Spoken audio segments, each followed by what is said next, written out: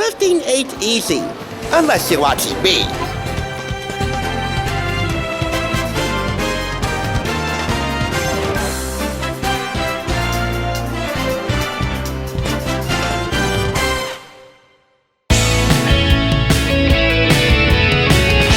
Pardon the background chatter, the excitement is palpable. Welcome to the thrift store rundown where we bring Hollywood home on a budget. Let me be not among the first, but certainly among the happiest to welcome you to the first day of summer. With it will come a to-do list of classic, fun family activities to check out. And around these parts, all of them will be spurred on by some of pop culture's finest, thus kicking off our Sizzling Storyteller Summer. So you can have a hot girl summer anytime, and trust me, I do appreciate the trend. But here at TSR, we want to make this summer sizzle for one and all. First up, we're getting up in your grill. Who among us doesn't appreciate a great cookout? Burgers and hot dogs on the grill, ribs in the smoker, even chicken under a brick. Just talking about it, you can almost smell summer's finest deliciousness in backyards and parks across this great land of ours. So what are you waiting for? As long as you're doing it responsibly, let's get lit as Michael Symon's playing with fire. Now, I certainly wouldn't blame the Iron Chef of Food Network and daytime Emmy-winning co-host of ABC's Now to Front the two if all we were getting in this Clarkson Potter publication was the standard fare that I just mentioned. I mean, knowing Michael Symon's prolific track record of deliciousness, it would be worth the price of admission.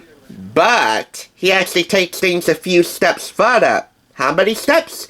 You're about to see as we open up this $7.99 purchase picked up from Red Fire Blues thrift store in Patterson. And about this price, I'll say it again, the higher profile the celebrity or the book is, the higher the prices in that particular venue. That's their system, and for right now, they're sticking to it. Regardless, we're getting barbecue and more from the grill, smoker, and even fireplace if you're grilling in the dead of winter and just have no desire to head outside of the freezing cold, even if you have an enclosed heated patio. We get started with a grill time classic, grilled pork chops, which serves 4. I should mention that a good majority of recipes in here are inspired by Michael Symon's Cleveland heritage. In fact, a good many of them are inspired by a new barbecue restaurant that he opened up at the time that this was published called Mabel's Barbecue, which aimed to bring some of that Cleveland signature barbecue to an area that didn't really have any. Next up, we have smoked prime rib for the smoker, and that serves 10 to 12. Immediately, some recipes don't tell you what kind of equipment you'll use to be cooking some of them. I mean, they can be immediate in the title, otherwise you'll have to look at the directions to figure out what vessel is appropriate for each recipe. But this is a smoked prime rib, so you'll be using the smoker for that. For this, you'll want to learn the spatchcocking technique and have one of the finest bricks you have in the house, because you'll be making a spatchcocked brick chicken that would make Alfred Hitchcock blush. I had to make the connection somehow. That serves for a spatchcocked brick chicken. It isn't just fun to say. As Symon says, it's an amazing way to cook chicken and turkey because it accomplishes 3 goals. It speeds up cooking time, results in even cooking so the breast meat doesn't overcook in the time it takes for the dark meat to cook through, and produces perfectly crisp skin. If you want to be the Alfred or Alfredina, just to make up a female name for that, of your spatchcocking, that's a good way to go. Next up, get out your finest cedar plank for the cedar planked salmon, which serves 6 to 8. It's a great method not only to cook the salmon, but to serve it as well, because there's something pretty cool about presenting a large, beautiful piece of fish on a fragrant cedar plank.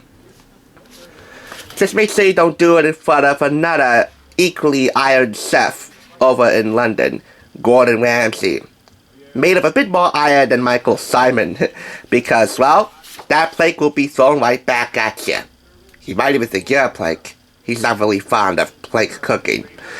In any event, we move on to a smoked lamb meatloaf, which serves 6. Yeah, we're even smoking meatloaf made out of lamb here. It was inspired by a recipe at Oak and Ember's Tavern, a barbecue joint outside of Cleveland. You gotta have some signature summer side dishes in your backyard cookout. So here we have a grilled corn and tomato salad, which serves 6. When corn and tomatoes are at their absolute peak, this salad tastes like summer in a bowl, going great with pretty much any meat or fish you pull off the grill or out of the smoker. And finally, in sauces and condiments, we have here Cleveland barbecue sauce. So what is Cleveland barbecue? As Symon says, it's really an amalgamation of generations of classic barbecue techniques from across the country, with Northeast Ohio hardwoods, foods, spices, and flavors to create something completely new and unique. Just make sure that the mustard you'll be using for this barbecue sauce is Buttman Ballpark mustard. Apparently, that is the mustard du jour in Cleveland. If you don't have that, any other brown stadium-style mustard will do. Now, with the spatchcock brick chicken and the cedar plank salmon, you now understand that this goes way beyond the grill and the smoker. Also, this is autographed. I believe this was mass autographed for like a big signed book sale, and not a custom book signing, but that is Michael Symon's signature, making this extra cool.